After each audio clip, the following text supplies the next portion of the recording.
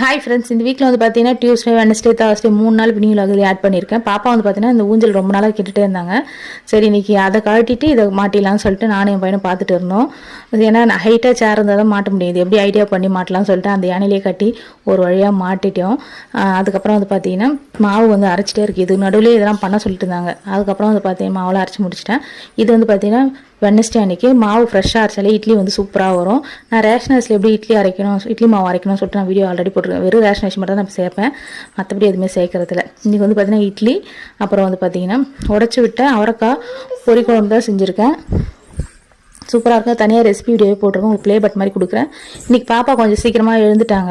அதனால் அவங்க அப்பா கூட வந்து கிளம்பி ரவுண்ட் அடிக்கிறதுக்கு ரெடியாக நின்றுட்டு இருக்காங்க, லஞ்ச் பேக்லாம் வச்சுட்டு. அதுக்கப்புறம் வந்து வீடெல்லாம் க்ளீன் பண்ணிவிட்டு இன்றைக்கி தேர்ஸ்டேக்கு சாமிக்கு விளக்கெல்லாம் ஏற்றி பாம்பழம் அதுக்கப்புறம் பூவெல்லாம் போட்டு சூப்பராக வந்து சாமி கும்பிட்டாச்சு. அதுக்கப்புறம் வந்து பார்த்திங்கன்னா இந்த ஊஞ்சல் கட்டணம் பார்த்தீங்களா, இதில் எப்போ பார்த்தாலும் உட்கார வைக்கணும், உடனே இறங்கிடுறாங்க. இதே தான் வேலை, உட்காரது இறங்குறது, இந்த வேலை தான் பண்ணிட்டு இருந்தாங்க. பையனும் எழுந்து குளிச்சுட்டு டிவி தான் பார்க்குற வேலை. ஸ்கூல் இன்னும் ஒரு 10 டேஸில் முடிஞ்சிடும் நினைக்கிறேன்.